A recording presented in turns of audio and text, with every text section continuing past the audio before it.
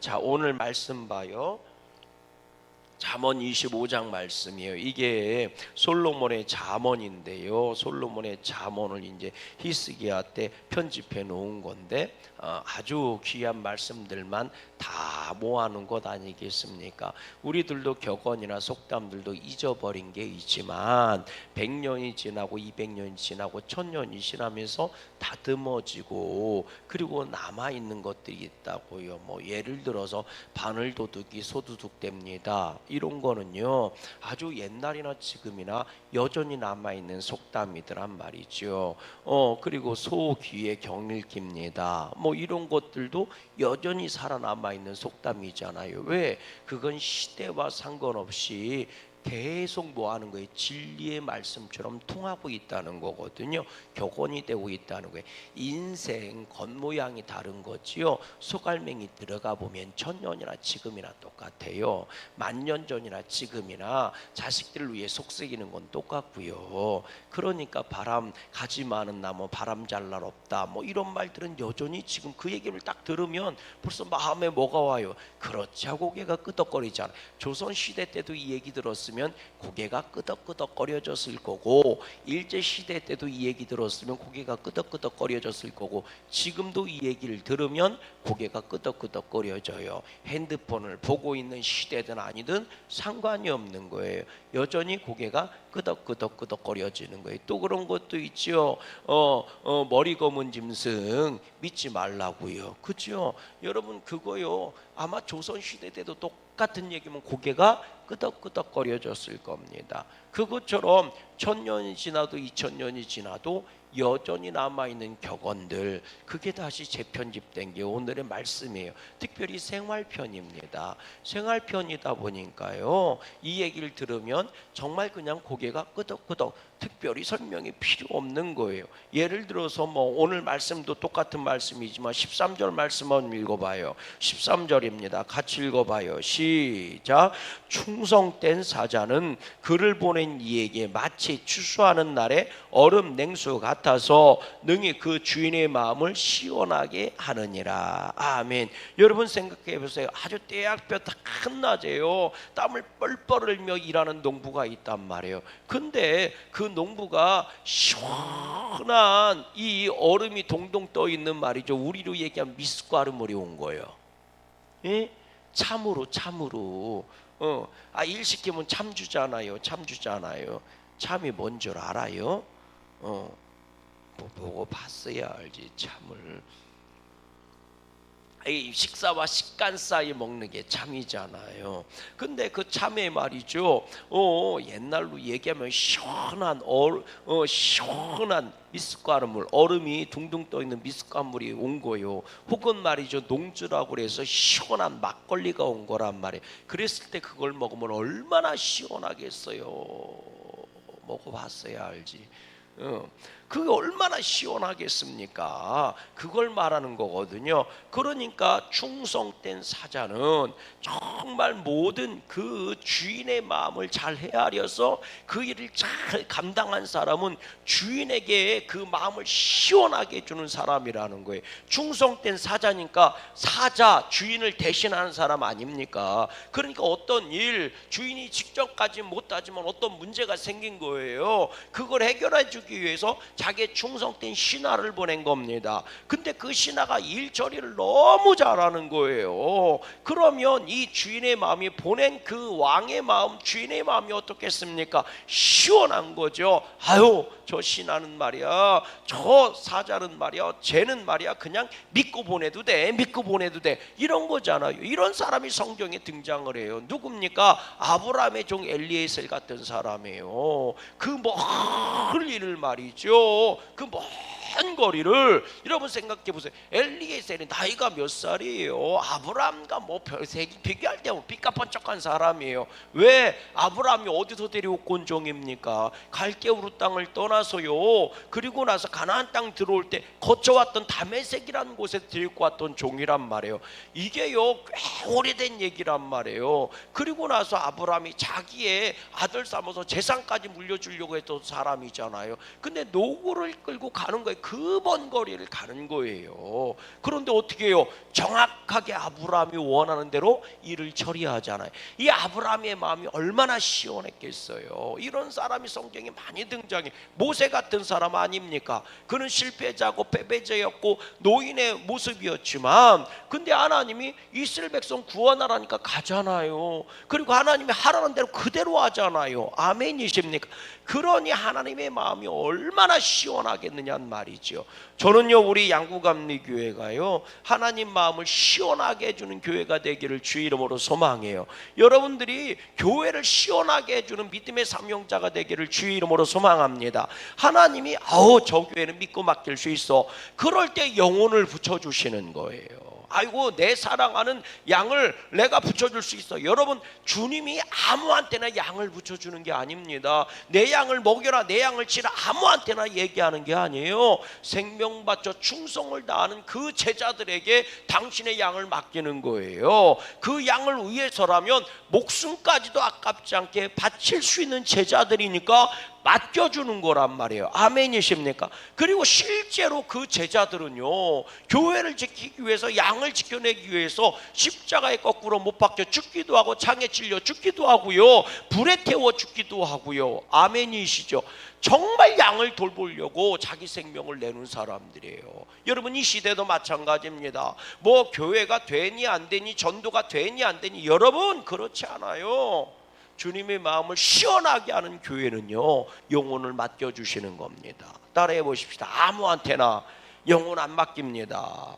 여러분, 오늘 우리들도요 마찬가지. 쥐만 나를 맡겨도 아무한테나 맡깁니까?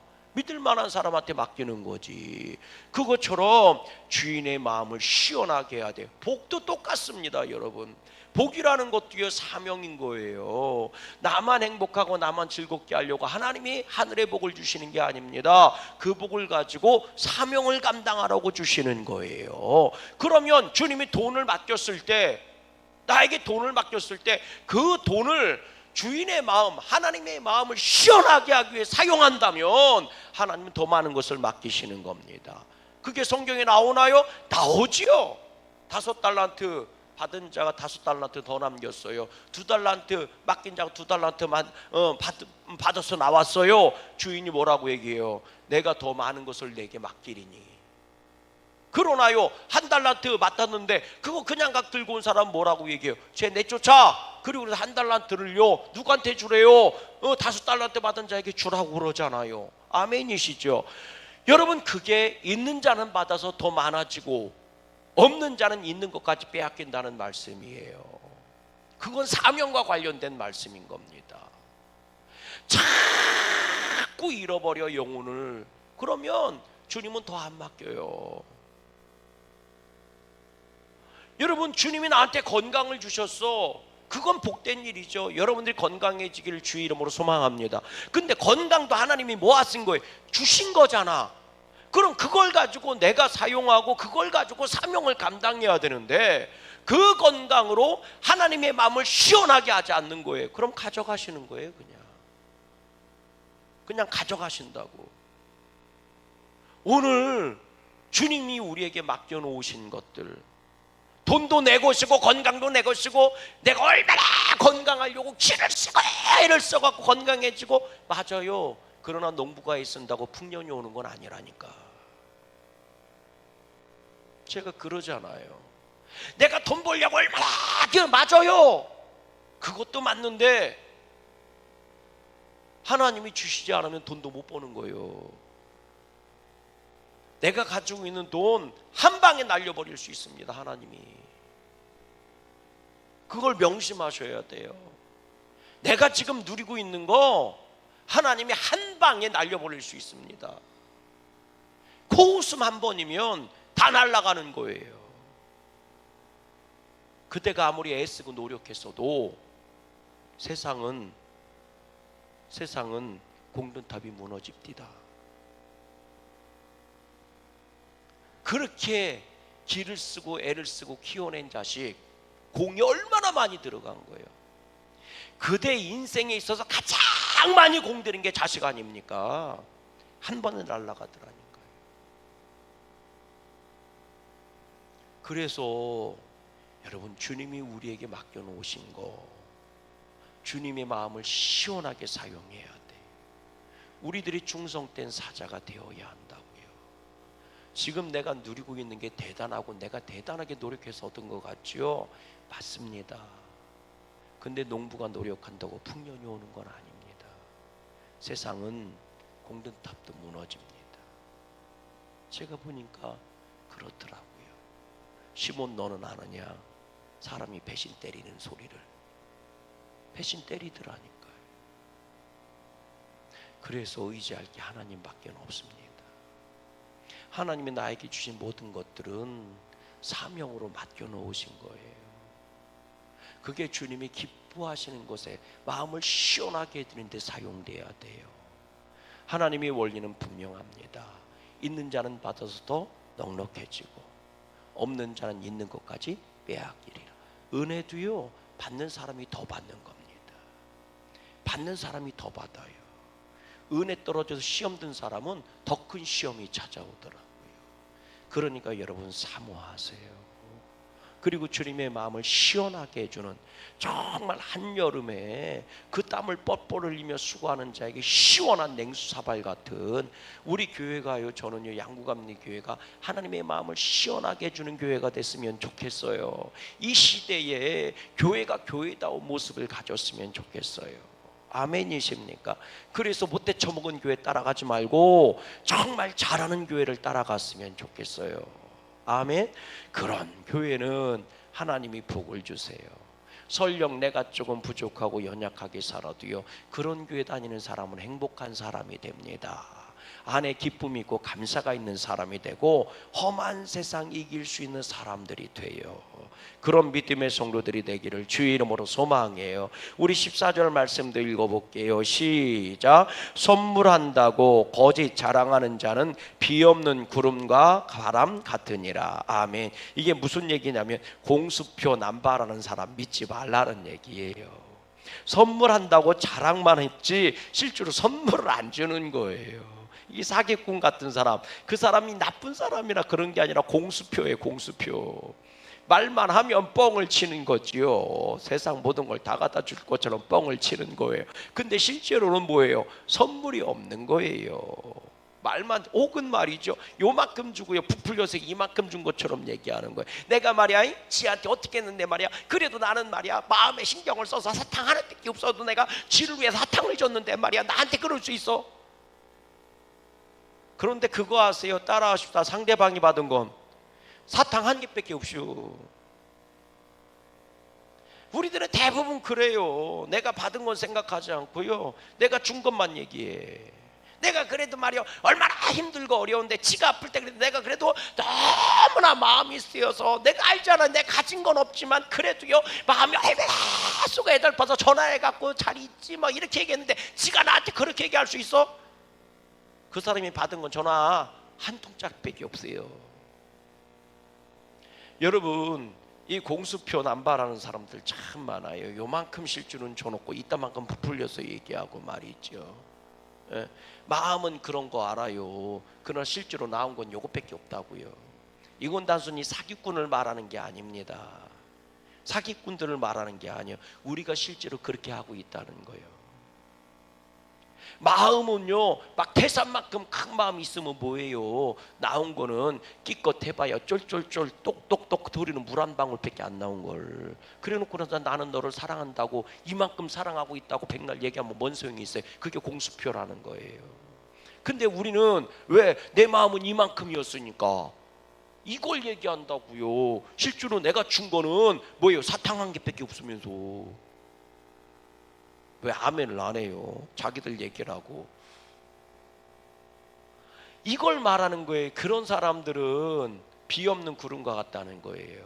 이스라엘은요 건기가 너무 뚜렷하기 때문에 비가 굉장히 중요해요.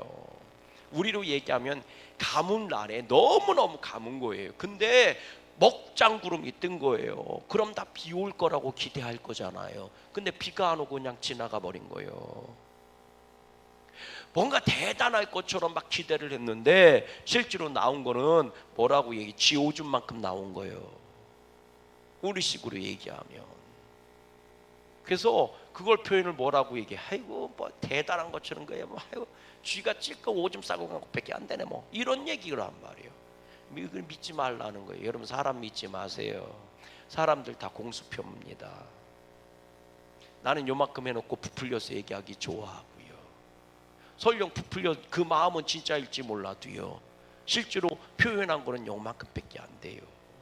그 사람 공수표입니다. 나도 공수표요. 다 공수표요. 사람들. 왜? 실제로 행동한 거하고요. 내 마음 가진 거하고는 틀리기 때문에 그런 겁니다. 사랑을 표현하자면 사랑이 아니라는 얘기를 제가 누누이 말씀드리잖아요. 아멘. 난 그래도 착하지.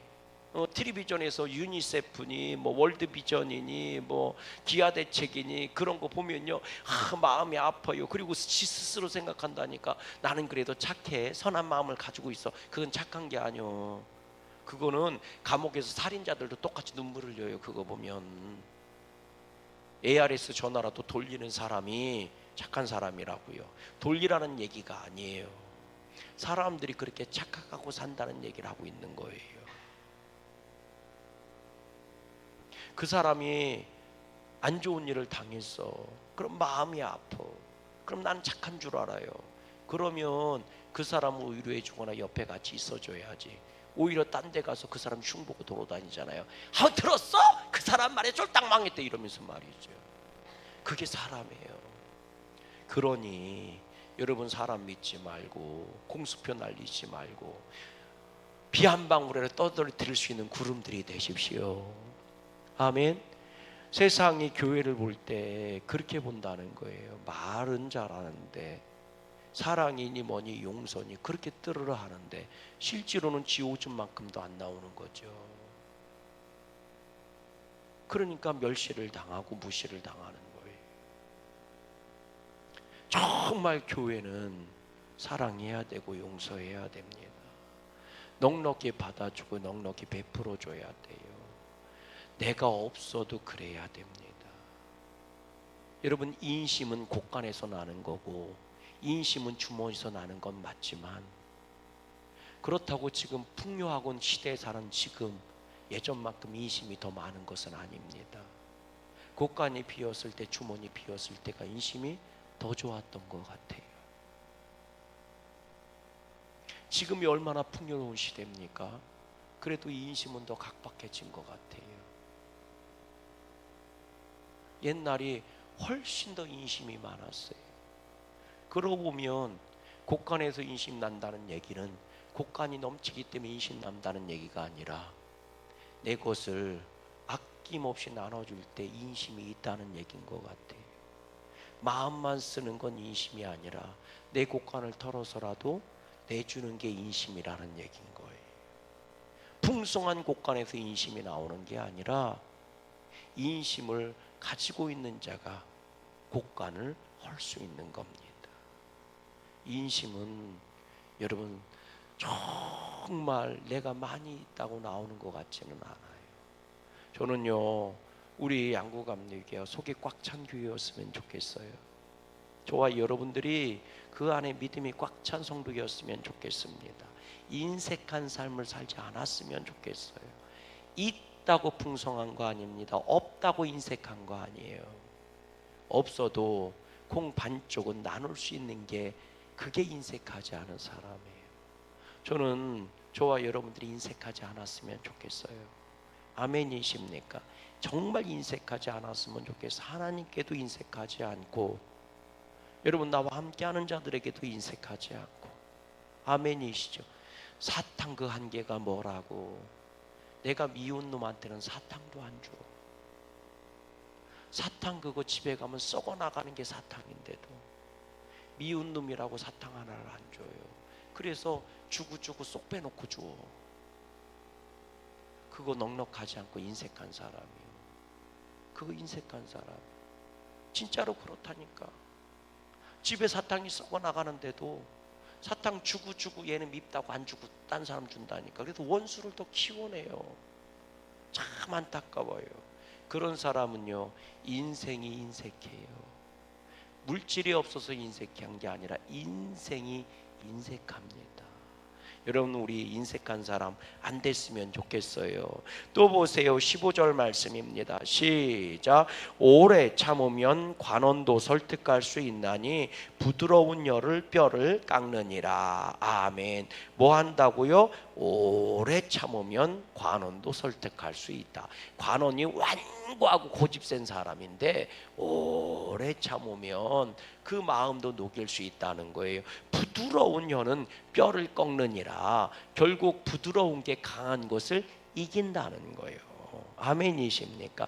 그래서 예수님은 사랑으로 세상을 이기시고 사랑으로 사망 권세를 이기신 줄로 믿어요. 그러니 오래 참고 온유한 자가 되세요.